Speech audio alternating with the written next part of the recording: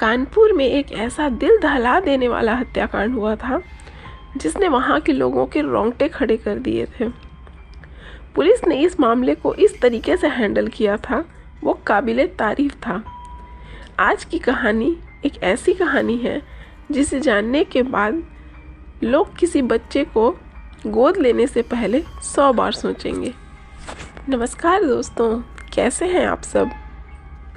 आज मैं बात कर रही हूँ उत्तम फैमिली केस के बारे में। तो आज की कहानी की शुरुआत होती है उत्तर प्रदेश के मैनचेस्टर कहे जाने वाले कानपुर नाम के शहर से। यहीं पर बर्रा 2 के EWS कॉलोनी में एक खुशहाल परिवार रहता था जिसमें 4 लोग थे। इस परिवार के मुखिया थे मुन्ना लाल उत्तम, उनकी धर्मपत्नी राज देवी। इनके 2 बच्चे थे, बेटे का नाम विपिन उत्तम और बेटी का नाम कोमल उत्तम था। कहानी 4 जुलाई 2022 की है। अब 4 जुलाई की रात कहें या 5 जुलाई की भोर, बेटी कोमल उत्तम को रात को 2 से 2:30 बजे के बीच कुछ लोगों की आहट सुनाई देती है। ये ग्राउंड फ्लोर के एक कमरे में अपनी माँ के साथ सोती थी। रात को जब इनको आहट सुनाई दी, इनकी नींद खुली। नींद खुलने पर इन्होंने देखा कि इनकी माँ इनके आसपास नहीं है। इन्हें लगा कि माँ कहीं बाथरूम गई होगी। ये आहट 2-3 लोगों के चलने की थी। इसके बाद वह उठकर कमरे से बाहर आती है। बगल में ही एक और कमरा था जहाँ पर उनके पिताजी सोते थे। इस बीच कोमल ने देखा कि 3 लोग अपने चेहरे पर कपड़ा बांधकर घर से बाहर की ओर जा रहे थे। कोमल अपने पिता के कमरे पर गई। कमरे का नज़ारा देखकर कोमल के पैरों तले जमीन खिसक गई। कमरे की बेड पर उनके माता और पिता का शव पड़ा था, वो भी खून से लथपथ। यहाँ का दृश्य देखकर वह बिल्कुल सन्न रह गई। बदहवास होकर के वह अपने भाई के कमरे, जो कि फर्स्ट फ्लोर पे था, वहाँ आती है। वह अपने भाई को आवाज़ देती है। थोड़ी देर आवाज़ लगाने, दरवाज़ा खटखटाने पर उनका भाई भी नींद से उठता है। वह अपनी बहन के साथ अपने पिता के कमरे में आते हैं। वहाँ का मंजर देखकर उनका भी दिल दहल गया। माता और पिता के गले कटे हुए थे, चारों तरफ रक्त ही रक्त फैला हुआ था। बहन ने बताया कि उसने 3 लोगों को दरवाजे से भागते हुए देखा, जिन्होंने अपने चेहरे को कपड़े से ढका हुआ था। इसके बाद दोनों भाई बहन शोर मचाते हैं, चिल्लाते हैं, जिससे पड़ोसियों की नींद खुलती है और उनके घर में पड़ोसी आते हैं। इनकी आवाज़ सुनकर आसपास के पड़ोसी इनके घर आने लगे। घर की स्थिति को जानकर किसी पड़ोसी ने पुलिस को फ़ोन कर दिया। पुलिस मौके पर पहुंची। अभी रात के 2:30 से 3 बजे होंगे। कानपुर के बर्रा की पुलिस मौके पर पहुंच गई थी। माता और पिता की हालत देखकर दोनों भाई बहन रोने लगे। इनके अंदर गुस्सा भी था। भाई ने पुलिस को बताया कि माता पिता के इस हालत की जिम्मेदार उसके पत्नी के भाई हो सकते हैं। साल 2017 में विपिन की शादी हुई थी। इनके अनुसार शादी के अगले दिन ही इन्हें पता चला कि इनकी पत्नी की मानसिक स्थिति ठीक नहीं है। उन्होंने उसे अपनी पत्नी मानने से इनकार कर दिया। 1 हफ्ते के भीतर ही लड़की के परिवार वाले आकर लड़की को अपने साथ ले गए।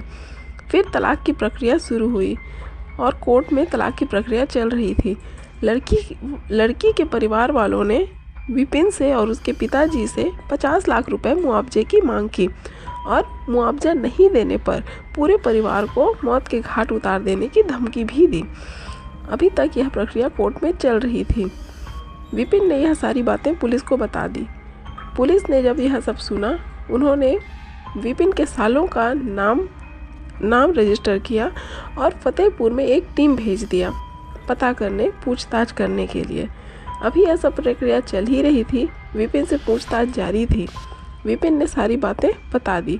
विपिन ने बताया कि कल रात बहन ने रात को अनार का जूस दिया था।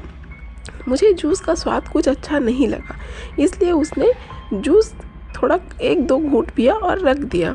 उसके बाद वह अपने कमरे में सोने चला गया। रात को 2 से 2:30 बजे के बीच बहन कमरे में आई।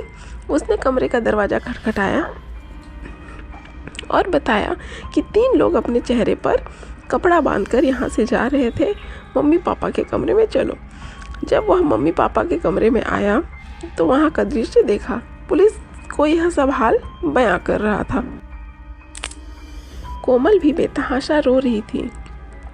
पुलिस इनसे भी पूछताछ करने के लिए आती है। तब यह बताती है कि रात को एक कमरे में अपने माँ के साथ सो रही थी।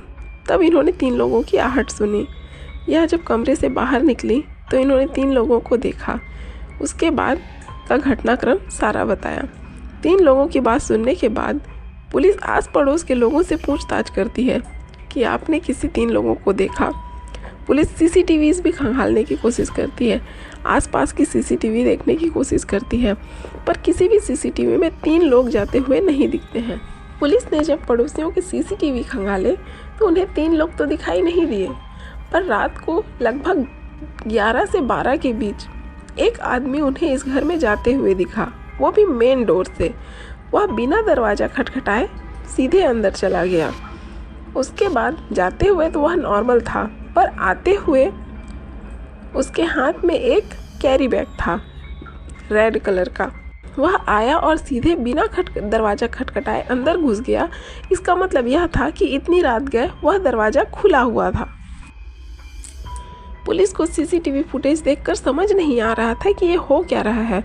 बहन ने 3 लोगों की बात कही थी। पुलिस समय से आगे पीछे सब तरफ जांच करती है, पर उन्हें 3 लोगों का कोई नामो निशान नहीं दिखाई देता है। दरवाज़ा भी ऐसा कि बिना नॉक किए अंदर चला गया। अब धीरे धीरे सुबह हो रही थी। पुलिस को विपिन पे भी शक होता है कि यह सोने की बात झूठ तो नहीं बोल रहा, या फिर इसकी बहन जो 3 लोगों की बात झूठ बोल रही है, या फिर ये दोनों भाई बहन जो दोनों मिलके झूठ बोल रहे हों। इनका घर बहुत ज़्यादा बड़ा नहीं था, 47 वर्ग मीटर के एक छोटे से एरिया में फैला हुआ था। अगर कोई 3 बदमाश यहाँ घुसते और यह कांड करते तो दोनों भाई बहनों को आवाज़ तो आती। लड़की कहती है वह अपनी माँ के साथ ग्राउंड फ्लोर पे सोती थी, फिर उसकी माँ की बॉडी दूसरे कमरे में कैसे मिली, उसकी नींद तभी कैसे खुली जब वो जा रहे थे। तो यह सब बातें उन भाई बहनों की ओर भी इशारा कर रही थी। इससे पुलिस के दिमाग में उनके प्रति भी शक बैठ रहा था। पुलिस के अनुसार वह भाई बहन भी शक के घेरे में आ चुके थे। पुलिस इन दोनों के फ़ोन को कब्जे में लेती है। तब तक फॉरेंसिक टीम भी आ चुकी थी। फॉरेंसिक टीम फॉरेंसिक एविडेंस जुटाने में लगी हुई थी। भाई ने जो अनार का जूस पी करके छोड़ा था उसे भी पुलिस अपने एविडेंस के तौर पर रख लेती है। पुलिस ने देखा कि कोमल के हाथ में चोट के निशान थे जो एकदम ताज़े थे। वहीं विपिन के हाथ में बिल्कुल कोई भी चोट के निशान नहीं, उसके हाथ साफ थे। इससे भी पुलिस का शक और गहरा होता जा रहा था।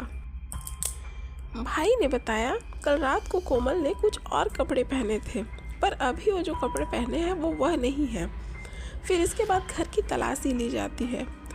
घर की तलाशी में पाया जाता है कि कुछ कपड़े सूख रहे थे जो गीले थे, शायद उन्हें कुछ देर पहले ही धोया गया था, और वो सारे कपड़े कोमल के थे। इसके बाद फॉरेंसिक टीम ने दोनों भाई बहनों पर बेंजीन टेस्ट किए। कोमल के ऊपर रक्त के कुछ अंश मिले। इस टेस्ट को कोमल के धुले हुए कपड़ों पर भी किया गया। रक्त के अंश उन कपड़ों पर भी मिले। बेंजीन टेस्ट वह होता है जहां रक्त के अंश मिलने पर उन्हें धोने के बाद भी वह जगह नीली पड़ जाती है। बेंजीन टेस्ट उन कपड़ों पर पॉजिटिव आया। इसके बाद इन सभी टेस्ट को करने के बाद फॉरेंसिक लैब भेज दिया गया। कोमल के फ़ोन से भी पुलिस को पता चला कि वह दो लोगों से घंटों तक बातें किया करती थी।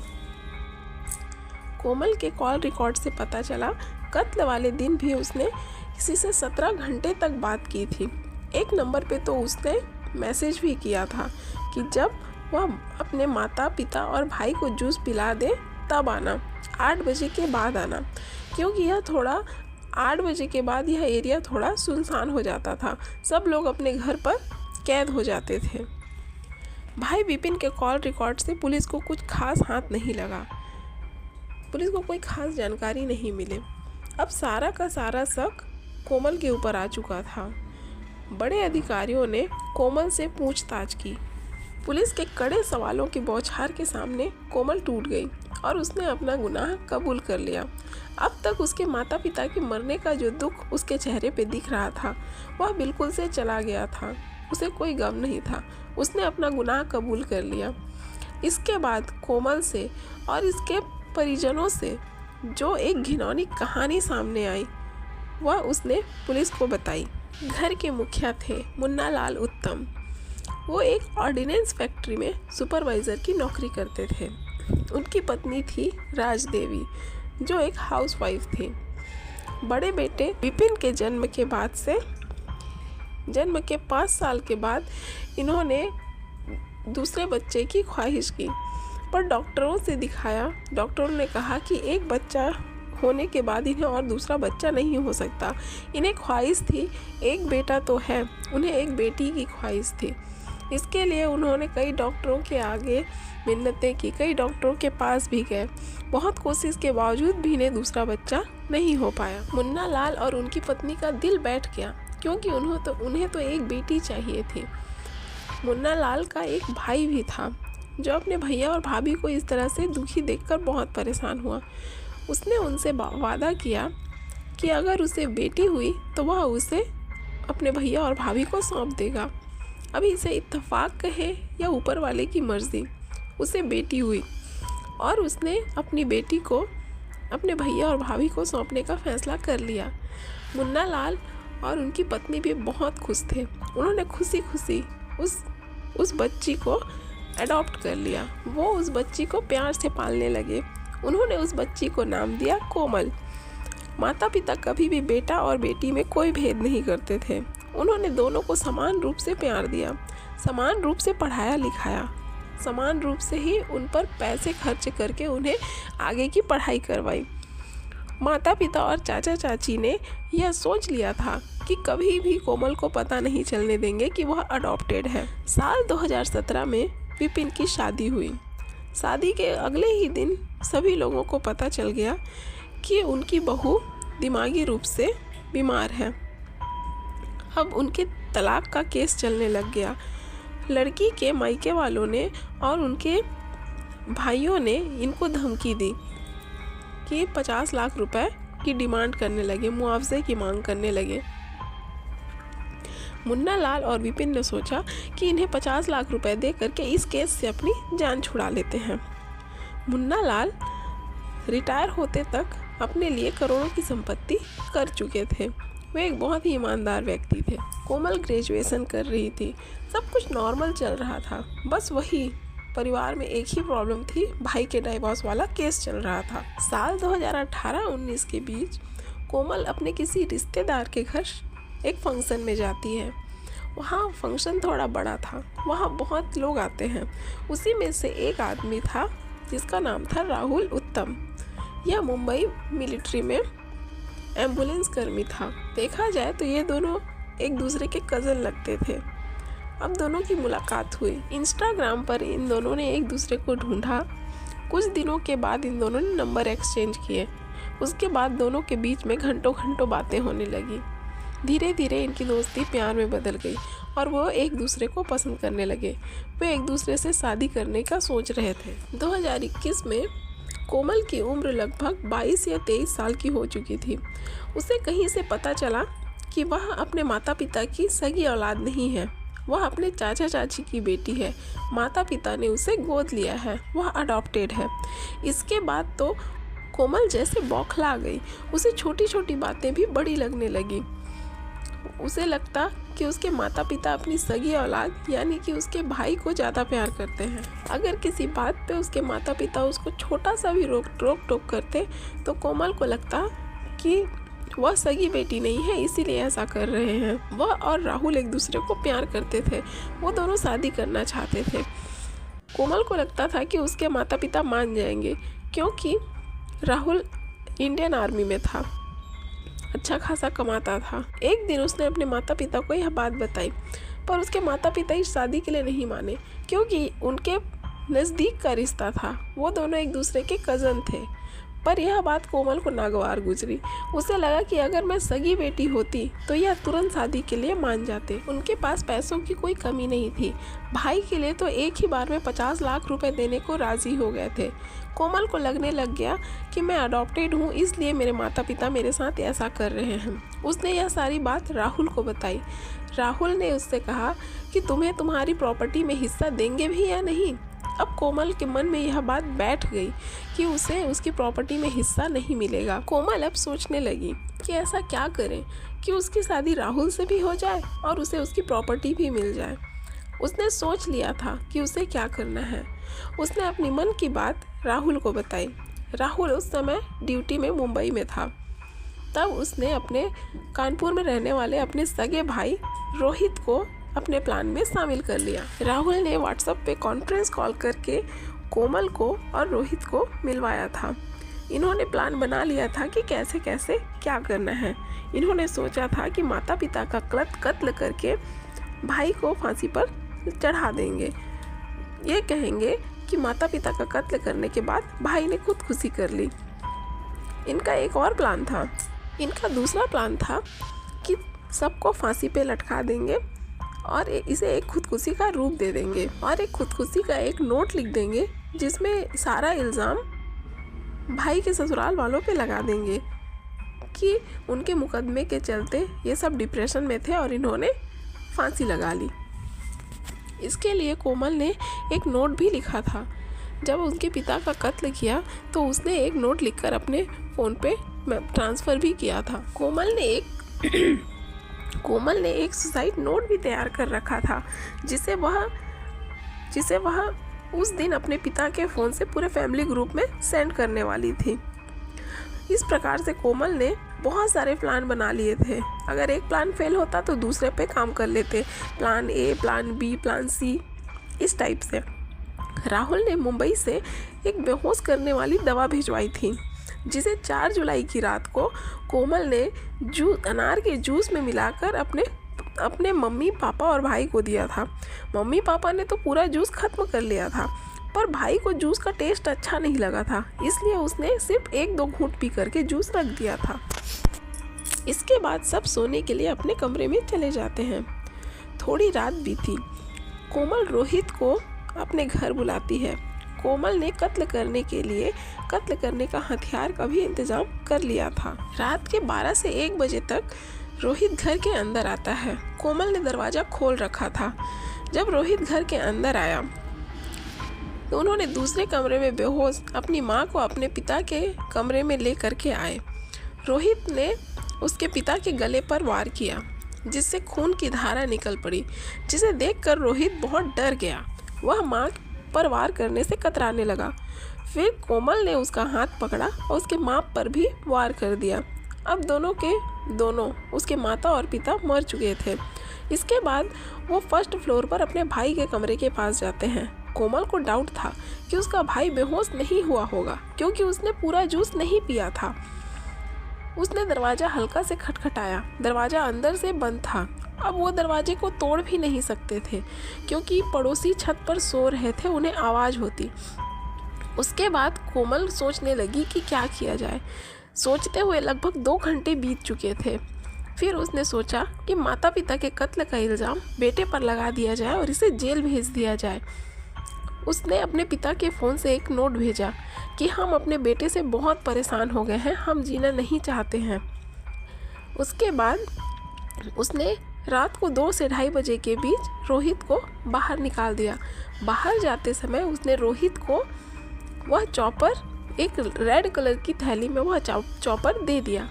रोहित के जाने के बाद उसने भी अपने कपड़े चेंज किए और कपड़ों को धोकर सुखा दिया क्योंकि कपड़ों में थोड़े से खून के छींटे लग चुके थे।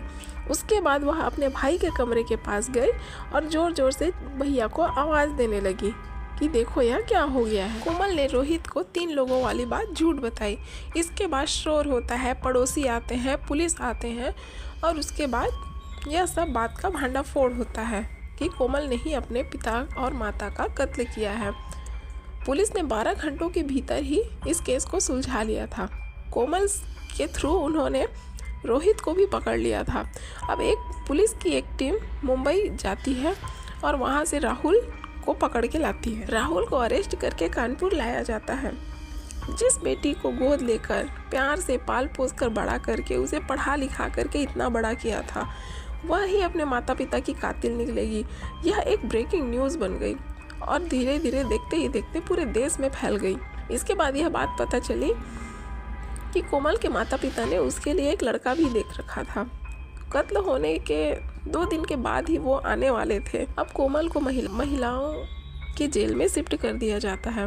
वहाँ महिला कैदी लोग को पता चल गया था कि कोमल ने ऐसा कांड किया है। वो उसे ताने देने लगी, झगड़े ना हो जाए, बात ज़्यादा ना बढ़ जाए, ऐसा सोचकर पुलिस ने उसे अलग सेल में शिफ्ट कर दिया। इधर दोनों भाई को भी एक सेल में शिफ्ट किया गया था। वहाँ पे दोनों को पता चला कि कोमल रोहित से भी बात करती थी।